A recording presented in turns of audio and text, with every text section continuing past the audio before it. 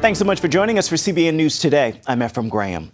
Dive teams continue to search that sunken Korean ferry today. The boat is now fully submerged. Rescue teams are pumping air into the vessel in hopes that anyone is still alive. Nearly 270 people are missing, with at least 28 confirmed dead. Our Caitlin Burke reports. It's a race against time and weather. Rough waters, strong winds, and poor visibility all slowing down rescue efforts. The current is too strong. It's so strong that divers get swept away in moments. Teams are holding out hope that passengers could still be alive, surviving in air pockets inside the sunken ferry. Images and videos are starting to emerge from the terrifying moments after the ship began to sink. Passengers scrambling to escape the rising water. Questions remain about the cause of the accident.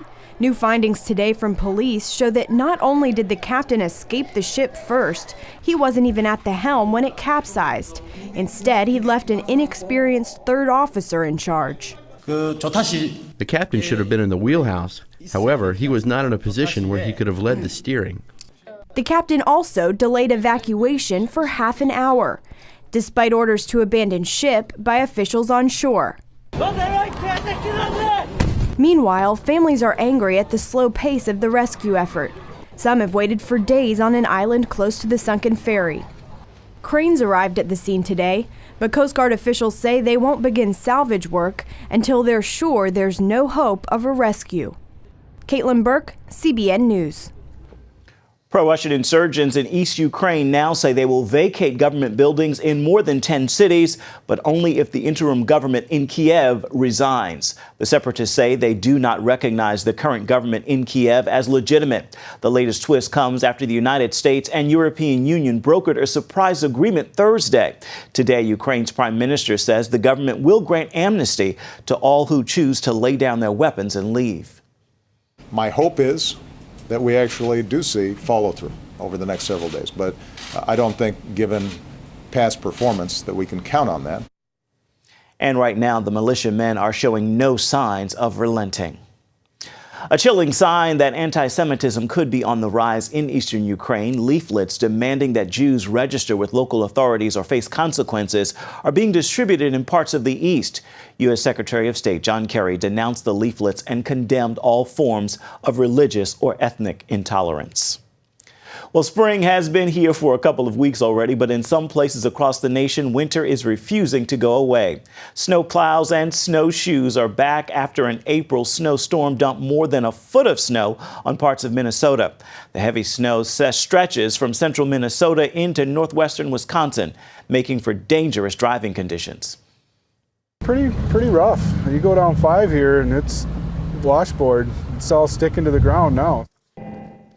On another note, ice on Lake Michigan reached a new March record of 93.3%. The post of U.S. Ambassador for International Religious Freedom is still empty 6 months after Susan Johnson Cook resigned. President Obama said he is looking forward to nominating a replacement, but that was back in February. State Department spokeswoman Marie Harf said she's had no update on a replacement, but she also added the vacancy does not reflect a lack of concern by the administration for religious freedom around the world. Christian radio broadcaster James Dobson has won a temporary injunction against Obamacare. The decision prevents the federal government from requiring his ministry to include the morning after pill and other drugs in its health insurance. Dobson sued back in December, saying the Obamacare mandate to provide the drugs violates the religious beliefs of his ministry, Family Talk. The Supreme Court is considering similar challenges from Hobby Lobby and other employers. Well, the weekend is here, so it's time for our regular family-friendly movie reviews with Bob Waliszewski. He's director of Focus on the Family's entertainment review department called Plugged In Online. Well, Bob, already out in theaters is Heaven is for Real, the story of Colton Burpo's near-death experience and visit to heaven. How'd you like it? I liked it. I was down for a couple days of filming and got a call saying, would I like to come? And I said, You're kidding. They're making a movie about that? I mean, I liked the book, but I couldn't see how they could make a movie. Well, I'm happy to say they did a good job. 4-year-old Colton Burpo says he went to heaven. He met with Jesus. He met his great-great-great-grandfather and many, many other stories.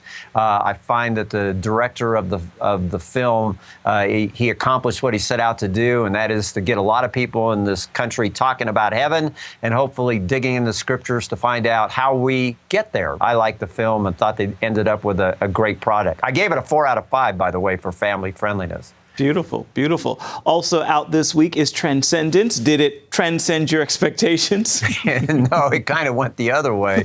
I gave it a 3 out of 5. Johnny Depp is he's one of the foremost authorities on artificial intelligence. It turns into a bit of a zombie movie and just some weird stuff. So I didn't like it from that perspective. For families, again, a 3 is kind of that middle ground. There is a bit of language. Fortunately, not much. I have to give them credit for that. And the sensuality is dialed back. Violence gets a bit strong at times. With such good movies out this weekend, Transcendence is on the bottom of my list. All right. Finally, the documentary that depicts the life of an Alaskan bear family. It's out this week. Tell us about it. Yeah, Mama grizzly bear and her 2 cubs leave their Alaska hibernation den and travel down to the coast where they're surviving on clams. Eventually, the salmon's running in the streams. It's similar to a National Geographic journey film. I've liked all the films in this Disney nature series. I give this one a perfect score of 5 out of 5.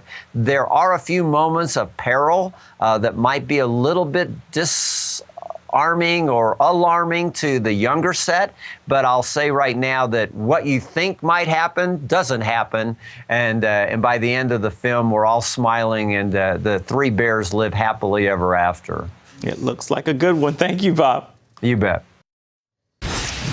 Coming up, an amazing phenomenon. More and more Muslims coming to Christ through dreams and visions.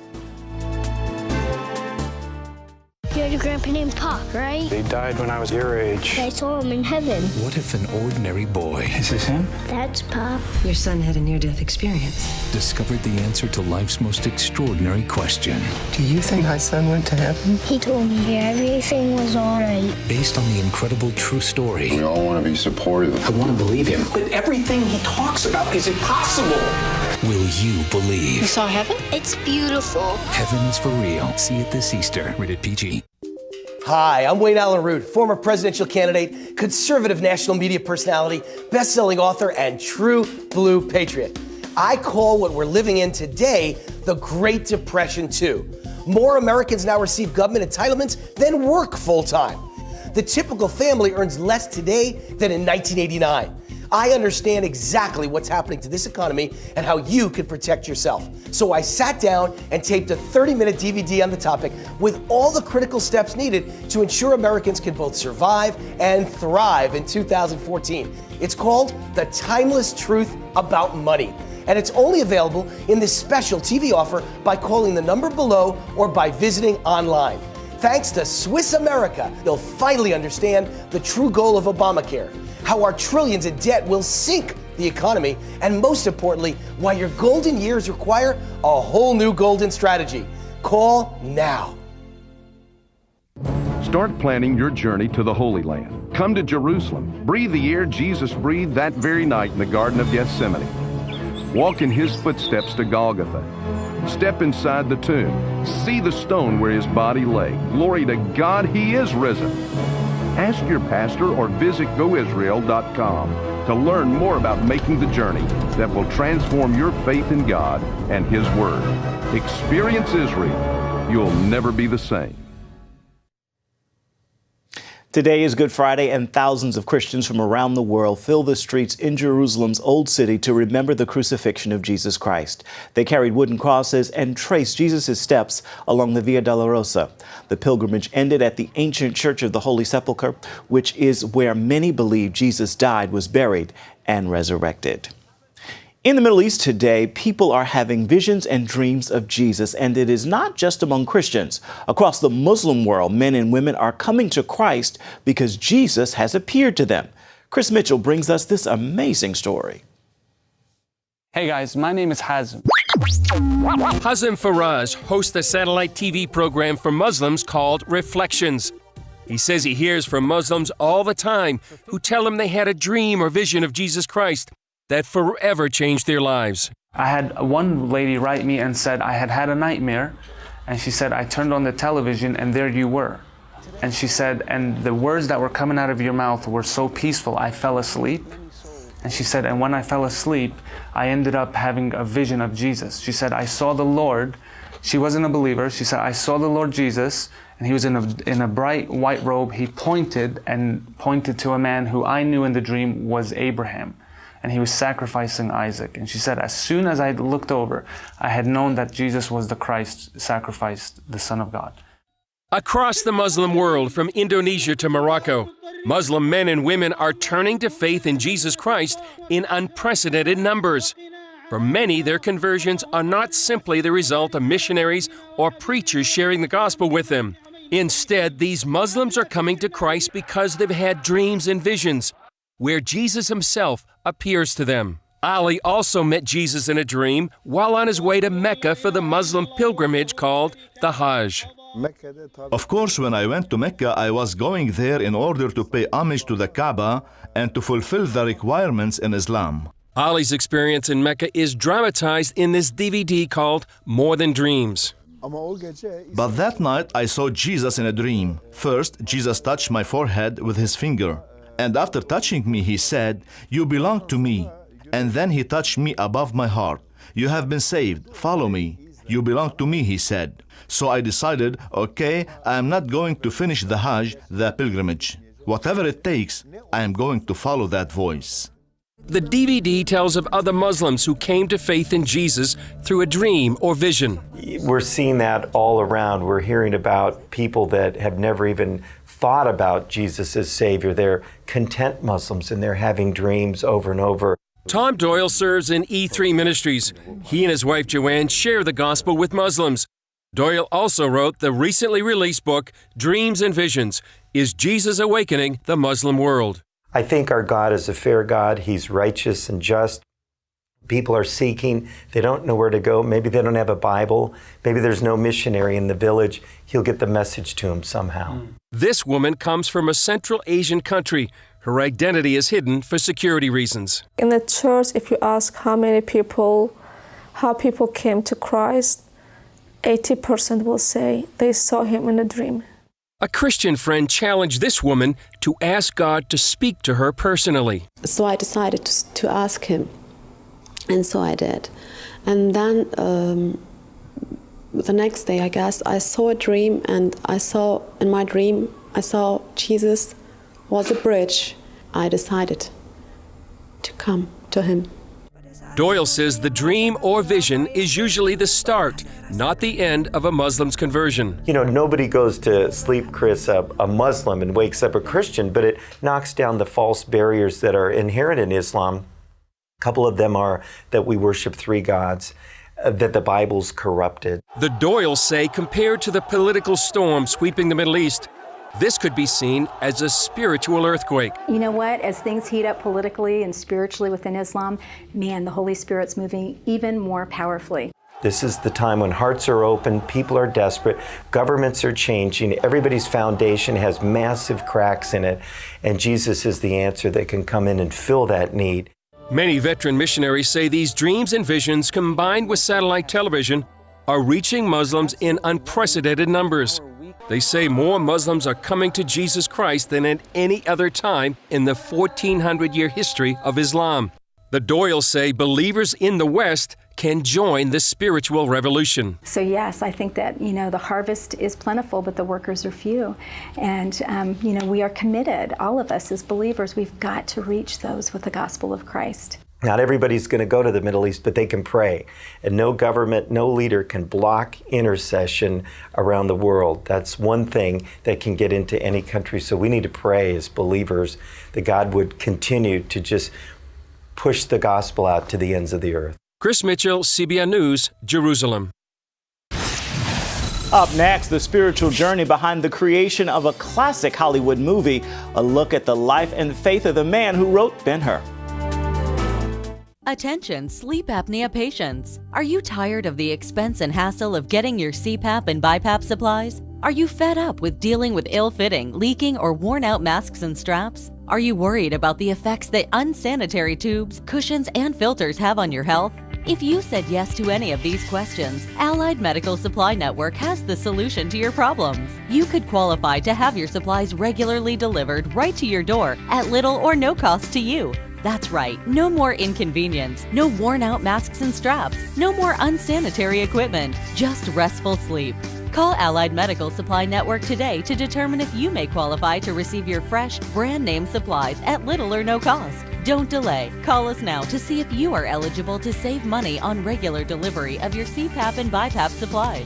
Call 1-800-815-9947. That's 1-800-815-9947. Or go to cpapsupplyhelpline.com.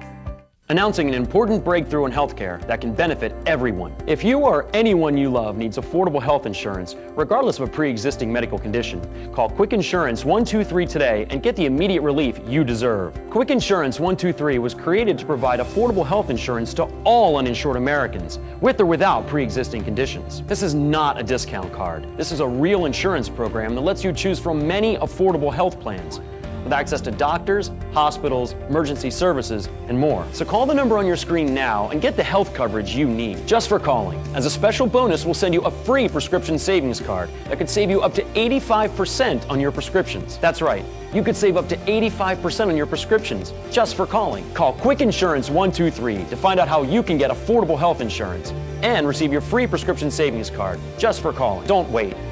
Getting a free quote is as easy as 1, 2, 3. Call today.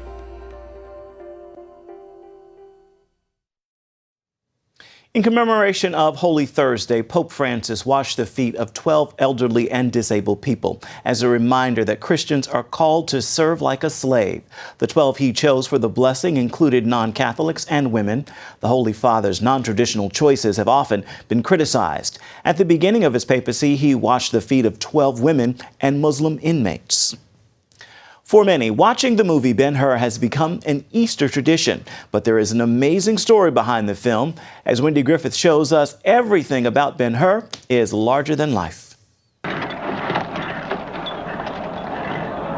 1959 blockbuster Ben-Hur made history with a record 11 Academy Awards, and the 1925 version is making a comeback. What many may not know, however, is that Hollywood didn't create this classic story. The idea came from the best-selling novel Ben-Hur, A Tale of the Christ, published in 1880. The book tells the story of a life-altering encounter between a first-century Jewish prince and Jesus of Nazareth. The author behind Ben-Hur is Lew Wallace, a true Renaissance man. He tried different things. He loved to paint, he loved to write, he loved to do creative things. He loved the military. He became a prosecuting attorney. He was in the legislature for a term. Wallace showed a talent for writing early in life. He learned about the Bible while at boarding school. While he didn't care for church, the story of the three wise men fascinated him. Little did I dream then what those few verses were to bring me, that out of them Ben-Hur was one day to be evoked. Wallace's writing took a back seat to other priorities. He fought in the Mexican-American War and the Civil War, becoming the youngest major general in the Union Army. He also married and had a son. Throughout the years, he kept coming back to the biblical account of the three wise men. So he decided to write a magazine article about them. I had no convictions about God or Christ. I neither believed nor disbelieved in them. Yet when the work was fairly begun, I found myself writing reverentially, with awe. Still, Wallace had much to learn about God, as he found out in a chance encounter with a well-known atheist named Robert Ingersoll. Well, Robert Ingersoll knew far more about the Bible. You don't preach against something unless you know it. Right. And so he just kind of filleted Lew. The time had come for Wallace to form his own opinion on the subject of religion. My ignorance of it was painfully a spot of deeper darkness in the darkness. I was ashamed of myself. And he realized at that point, I have no business submitting this finished story for publication. I don't know what I was talking about. I need to do the research. I need to learn the Bible. I need to learn the story. Early in his research, Wallace created the fictional character of Judah Ben-Hur, telling how he witnessed the real-life events leading up to the death and resurrection of Christ. Wallace soon began to see God through the eyes of his character. Long before I was through with my book, I became a believer in God and Christ. This is the original manuscript of Ben-Hur, A Tale of the Christ. 650 pages, handwritten in purple ink. When Lew Wallace delivered this to Harper and Brothers back in 1880, they had no idea it was about to make publishing history. The book became the best-selling novel of the 19th century. It has never been out of print. What kind of impact did Ben-Hur have on a post-Civil War country? It just was the right book at the right time. People were looking for ways to reconcile, to come together. They were exploring, how can there be a God that would allow a war to happen like this? After its publication, letters flooded in, including one from President James Garfield. He wrote, "With this beautiful and reverent book, you have lightened the burden of my daily life." Wallace's own burdens had always been lightened outdoors. He did most of his writing under what came to be known as the Wallace Beech Tree. Its spreading branches droop to the ground, weighed down by their wealth of foliage, and under them I am shut in as by the walls of a towering green tent. That famous Wallace Beech Tree is no longer here. It actually died shortly after Wallace did and was replaced by this bronze statue of him behind me. But right over here is a building that Wallace dreamed about for decades, but never had the resources to build until the success of Ben-Hur. Lew built this as his private retreat. Wallace designed this 19th century man cave where he spent his golden years, writing every day until his death in 1905. His grave marker is inscribed with a quote from Ben-Hur by one of his beloved wise men. I would not give 1 hour of life as a soul for 1,000 years of life as a man. Wendy Griffith, CBN News, Crawfordsville, Indiana. Do you have an idea for an invention or a new product? Brian and Alice Jagosh, the inventors of the halftime drill driver, did. They invented a power drill attachment that lets you drill, flip, and drive in seconds. Brian and Alice licensed their invention to the company that brought you the Snuggie, and it's now selling in major retailers nationwide. Look for the Invent Help Caveman on the package. If you have an invention that you would like to try to patent and submit to companies for possible review and want free information on how Invent Help may be able to assist you, call now. Invent Help is America's largest inventor service company with sales offices in more than 60 cities nationwide. Call Invent Help today for free information. Our clients made a financial gain with their invention, but this is just their individual result. Brian and Alice's experience is not typical, as only a very small number of inventions are licensed or sold in stores.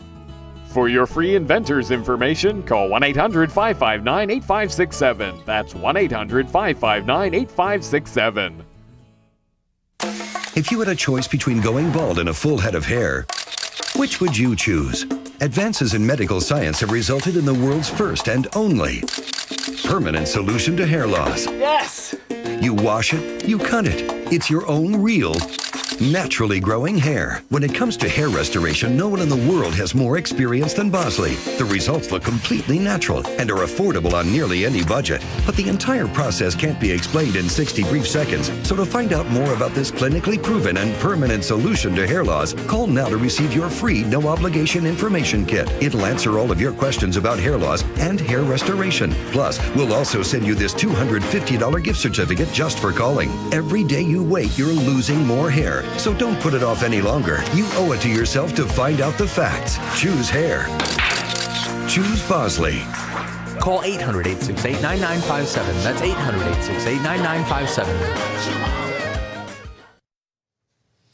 At a young age, Joe Costello discovered his gift for art. When he became a Christian, he began using that gift to share Christ. But Joe uses a very different tool to tell his stories. sand. Take a look at the Easter story like you have never seen it before.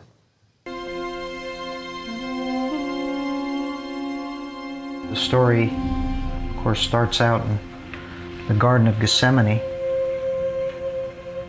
out on the hillside outside of Jerusalem. And it was there that Christ took his disciples to pray. And he knew what he was facing, although the disciples did not. And he was taken before the court. And he was mocked.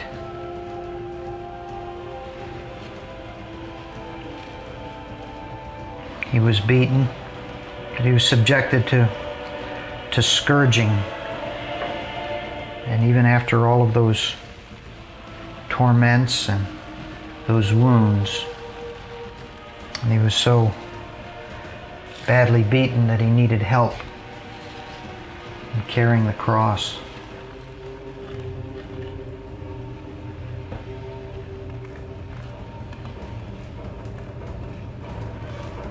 He was wearing a crown of thorns that had been placed on his head, mocking him as the king.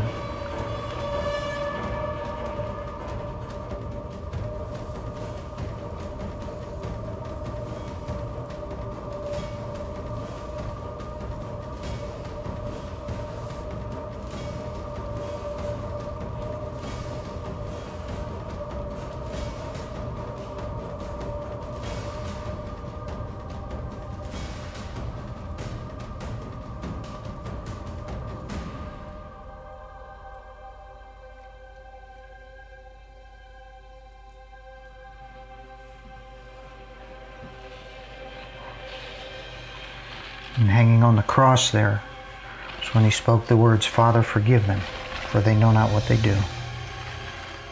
The grave where he lay, they had rolled a large stone over the opening.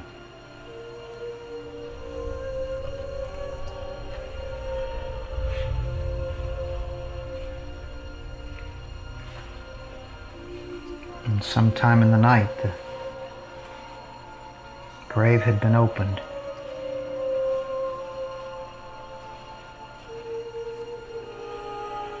And the man that everyone thought was dead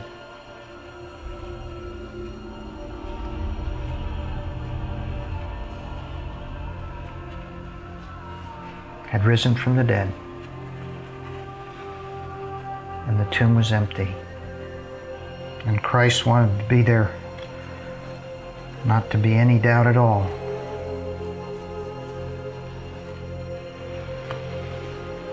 And so he actually appeared to his disciples and showed them the wounds in his hands and in his side, so that they would believe that he had come back from the dead. Amazing. That's going to do it for CBN News Today. You can find more of our exclusive coverage of the issues you care most about at cbnnews.com. Take the time to tell us what you think about the stories you've seen here today. You can do it on Facebook or at CBN News on Twitter. Hope you'll join us again right here next time. Have a fabulous Friday and a wonderful Easter weekend.